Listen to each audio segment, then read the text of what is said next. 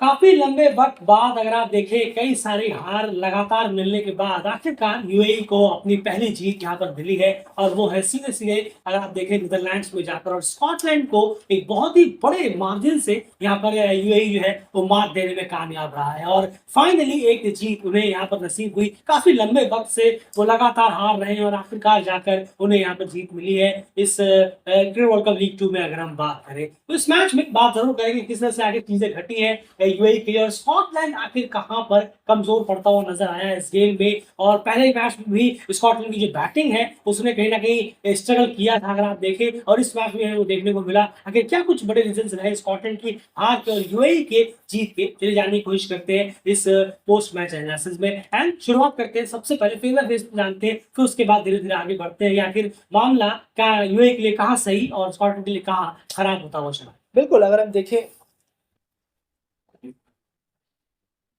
बिल्कुल अगर हम बात करें तो अगर 1 से 10 ओवर को अगर हम देखेंगे फर्स्ट फेज को तो यहाँ पर यूएई ने 51 रन किए बिना कोई विकेट गंवाए। वहीं स्कॉटलैंड ने 45 रन बनाए, 45 रन बिना कोई विकेट नुकसान के।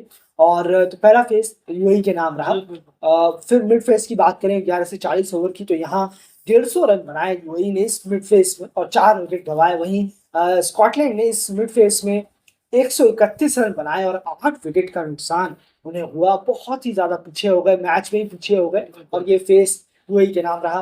डेथ फेस की बात करें 41-50 आखिर के फेस की तो 95 रन 95 रन यूएई ने बनाए 2 विकेट के नुकसान पर। और वहीं स्कॉटलैंड ने 23 रन सिर्फ किए और 2 विकेट जो बचे थे वो उनके गिर गए। तो ये फेस और ये मैच भी स्कॉटलैंड हार गई। बिल्कुल, जब आप एक ओडीआई मैच की बात करते हैं तो आप अगर आप सोचते हैं कि आपके तीनों सेशन जो है वो परफेक्ट नियर अबाउट परफेक्ट जाए तो वो ये कार्ड है जो आप यूएई का दोगे। आप देखिए यूएई का पहले पावर प्ले में उन्होंने कोई विकेट नहीं गंवाया और 50 रन किए, ये बॉक्स टिक हुआ, शानदार पावर प्ले।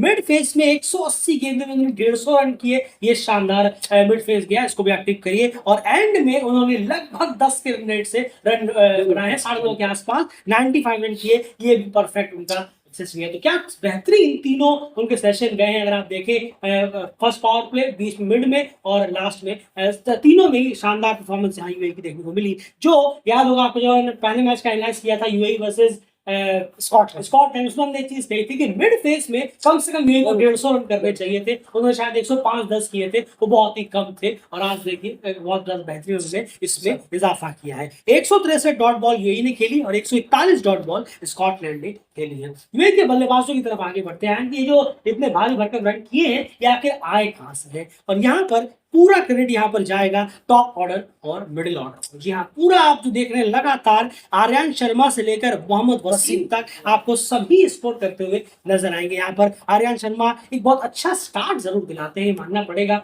स्कॉटलैंड के खिलाफ भी जब टीम माफी जगह नीदरलैंड के खिलाफ जब टीम चेस करने के लिए उतरी थी तभी उन्होंने स्टार्ट एक अच्छा तेज दिलाया था लेकिन लंबी इनिंग नहीं कर पाए थे। आर्यन शर्मा एक अच्छा नाम हो सकते हैं यूएई के लिए ओडीआई में और एज अ ओपनर लगातार अभी और थोड़ा उन्हें वक्त अगर दिया जाए। स्ट्राइक अच्छा रहा, 56 रन की 57 गेंदों में। उसके बाद आप देखिए कल्याण ने 19 की 38 गेंदों में, ये थोड़े से और स्कोर यहाँ पर कर सकते थे, ते थोड़ा लंबा जा सकते थे। हमें आर्यन ज्यादा कंट्रीब्यूट करते हुए नजर आते हैं बजाय कल्याण के, थोड़ा सा इन्हें उठाना पड़ेगा अपना गेम। उसके बाद अगर आप देखें तो यहाँ पर आसिफ खान ने 23 रन की 39 गेंदों में, बहुत स्लो इनिंग कहीं ना कहीं उनकी रही है लेकिन फिर भी कंट्रीब्यूशन उन्होंने दिया। लेकिन यहाँ पर जो मेन काम रहा वो रहा राहुल चोपड़ा, अलीशान सराफू और मोहम्मद वसीम का। मोहम्मद वसीम ने एक अच्छा फिनिशिंग टच दिया उस स्कोर को, जहां पर 2 से 60 के आसपास खत्म हो सकता था, उन्होंने पुश कराकर 296 के आसपास ले गए। अलीशान सराफू ने तेज खेला, 32 रन उन्होंने भी किए। और मेन जो रहे and Rahul Chopra and inning समझाने की कोशिश करेंगे उनकी आखिर सेंचुरी जो है किस तरह से उन्होंने निकाली है, क्या क्या स्ट्रोक्स उनके रहे, कौन कौन से एरियाज में उन्होंने रन्स किए,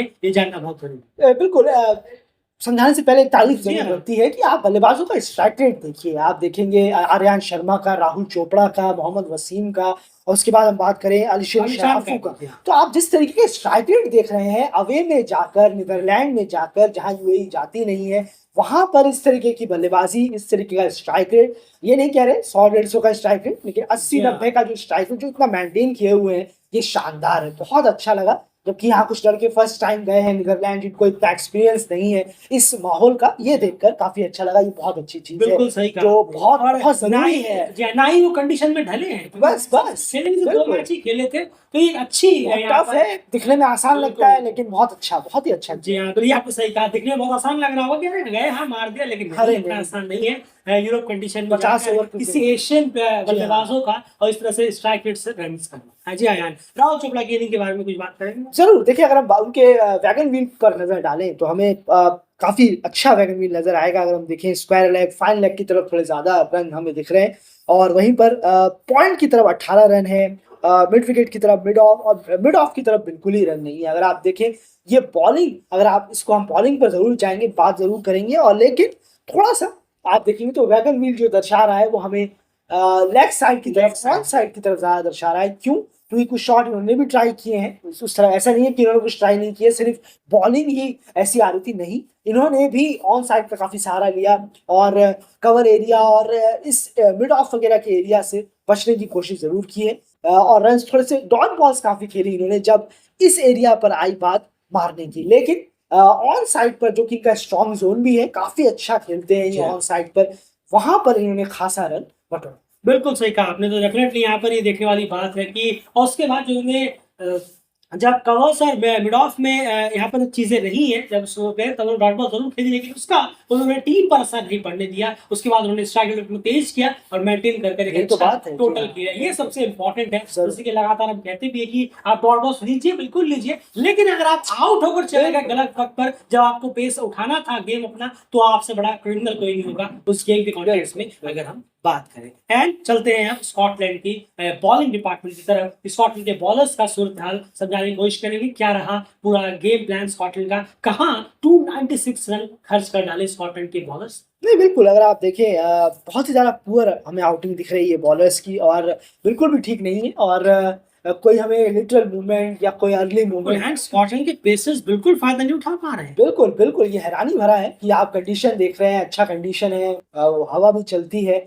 अर्ली मूवमेंट तो मिलता ही मिलता है वहाँ 12-13 ओवर तक, लेकिन उसका फायदा नहीं उठा पा रहे हैं। बल्लेबाज बहुत अच्छी बल्लेबाजी कर रहे हैं, लेकिन स्कॉटलैंड के बॉलर्स अपनी लाइन, अपनी लेंथ से बहुत खफा है, और बहुत ज्यादा कहना होगा कि बार बार आते हैं, 2 बॉलें डाल रहे हैं चौथे स्टंप पर, तीसरे स्टंप पर, लेकिन फिर बाकी 3-4 बॉलों के लिए बॉलर्स जो है अपनी लाइन लेंथ भूल जा रहे हैं। एक्स्ट्रास भी बहुत ज्यादा दी हैं बॉलर्स ने, और बहुत ही बुरा हाल है बॉलिंग का। मैचेस मिले थे आपको जिम्बाब्वे के खिलाफ, वहाँ थोड़ा सा अपने आप रिदम में वो बॉलर नजर नहीं आ रहे हैं, और शायद ये दौरे में हमें शायद कहना पड़े कि रिदम में नजर आ ही ना, या आ जाए तो बहुत बेहतर होगा, लेकिन जहां तक अभी लग रहा है बहुत मुश्किल है अचानक रिदम में आ जाना। बहुत ज्यादा रिदम टूटी हुई है बॉलर्स की, कंसिस्टेंसी और एक बेहतरीन लाइन लेंथ के साथ बॉल डालना, ये कहीं से भी नजर नहीं आ रहा स्कॉटलैंड। बिल्कुल, जिस तरह से नीदरलैंड्स के पेसर्स ने कंडीशंस को बनाया है, अनफॉर्चुनेटली स्कॉटलैंड के पेसर्स जो है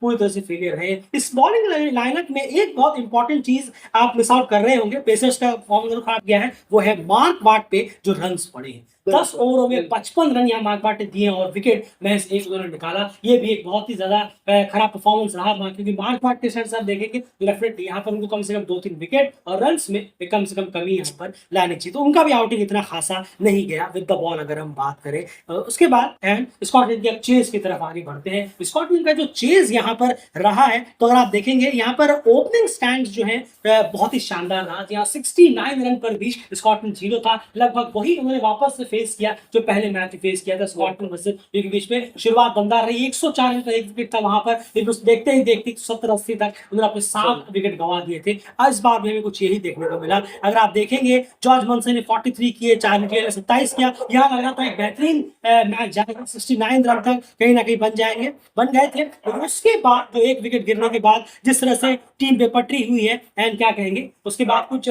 शुरुआत सबको मिली, लेकिन बड़ा स्कोर कोई भी नहीं कर पाया। नहीं, जरूर देखिए, यहाँ पर शॉट्स को आप कह सकते हैं पूरी तरीके से, bowling up to the mark तो हम बात करेंगे, लेकिन शॉट्स का बहुत बड़ा एक कंट्रीब्यूशन रहा है। जमने के बाद आप सीधे बल्ले से ट्राई नहीं करते, ये बहुत गुस्सा आता है जरूर देखकर। अच्छा जा रहे हैं, जम रहे हैं, रिवर्स स्वीप की आखिर आपको क्या जरूरत आन पड़ी है? आप स्ट्राइक रेट देखिए, आप सिंगल ले रहे हैं। हम बात कर रहे हैं जॉर्ज बंसे की, चार्ली टियर की, उसके बाद हम बात करें मैक्रीथ की। जी हाँ, बिल्कुल सही। और मार्क वार्ड तो बहुत नीचे आते हैं, लेकिन ये जो बल्लेबाज जो ऊपर बल्लेबाजी करके गए, अपना विकेट दे कर गए हैं। आप क्यों जबरदस्ती, आप जो सिंगल मिल रहे हैं, आपको रन्स हैं, आप जा रहे हैं, अच्छा जा रहे हैं। रिवर्स स्वीप और स्लॉग ये कल स्कॉटलैंड को लेट हुआ, बिल्कुल लेट हुआ, बिल्कुल सही कहा आपने। और बहुत ही पुअर क्रिकेट, जो एक कहना होगा कि एग्जीक्यूशन था शॉट का, वो बहुत खराब था।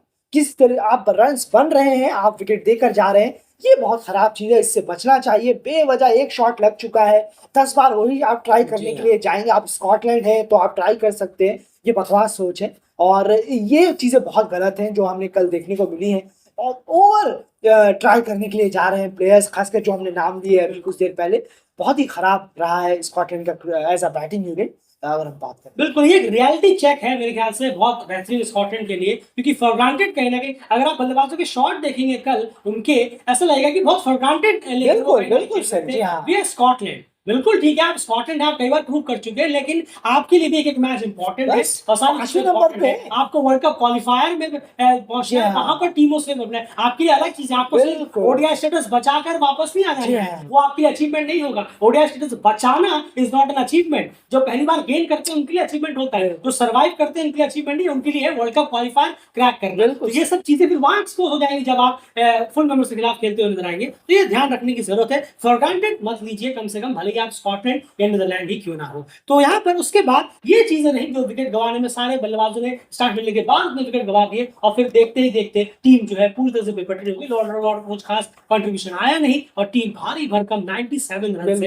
हार का सामना टीम को करना पड़ा। एंड बॉल डिपार्टमेंट की तरफ चलते हैं सीधे यूएई के, समझाएंगे जरा जो सबसे बड़ा जो डेड मारा वो मेरे ख्याल से स्पियर्स ने मारा। बिल्कुल सही कहा आपने, सिमरनजीत सिंह ने जो मारा है, जो लगातार अच्छा कर रहे हैं। फील्डिंग प्लेसमेंट बहुत अच्छी थी। जब भी रिवर्स स्वीप मारे जा रहे थे तो प्लेयर्स मौजूद थे, बहुत सही जगह पर प्लेयर्स मौजूद थे। देखिए कहना होगा कि डेली क्रिकेट है, लेकिन बॉलिंग से हम इतना वो नहीं होंगे, क्योंकि एक्स्ट्रास भी काफी दिए बॉलर्स ने। नहीं है, थोड़ा सा एग्जीक्यूशन अच्छा होना चाहिए। स्लॉग स्वीप, फालतू का रिवर्स स्वीप, और ब्रैंडन मैककुलन का बेवजह 200 की स्ट्राइक रेट पे जाना। 100 की स्ट्राइक रेट से तो वो बल्लेबाजी कर ही रहे थे, क्या हुआ जो उन्हें सर पर चढ़ा। और ये होता है फॉर ग्रांटेड, सब फॉर ग्रांटेड ले रहे थे। तो बहुत घटिया एग्जीक्यूशन नजर आया स्कॉटलैंड का। अगर हम बात करें, आपने अगर क्रिकेट देखा हो समझ सकते हैं आप। और जिस तरीके की बॉलिंग रही, हाँ स्टंप लाइन जरूर पकड़ी स्पिनर्स ने, खासकर आप अगर बात करें सिमरन, और अगर सिमरन जो है वो लगातार ही अच्छा करा, बिल्कुल बहुत अच्छा कर रहे हैं, कंसिस्टेंट विकेट ले रहे हैं वो। और अयान अफजल खान को फिर वही लास्ट के विकेट मिले, शुरुआत में इतने विकेट उन्हें मिले नहीं, फिर वो रन के लिए जा रहे थे। पेसर्स का भी हाल कहना होगा इतना ठीक नहीं था। बहुत हो सकता था ये चेज ऑन, अगर ऊपर के 4 बल्लेबाज अपनी जिम्मेदारी दिखाते और थोड़ा सा एग्जीक्यूशन करते, रन्स बनाते, और जैसा चाह रहा था वैसा जाते, अपना दिमाग थोड़ा सा साइड में रखते। बिल्कुल सही कहा आपने। खाली चलिए, लेकिन यहाँ पर यूएई को यार जीत ली 97 रन से, एक बहुत इंपॉर्टेंट 2 पॉइंट्स उन्होंने कहीं ना कहीं अपनी टीम के लिए कलेक्ट किए हैं। फिलहाल इस वीडियो में इतना ही। बने रही डेली क्रिकेट चैनल के साथ, चैनल को सब्सक्राइब जरूर करें।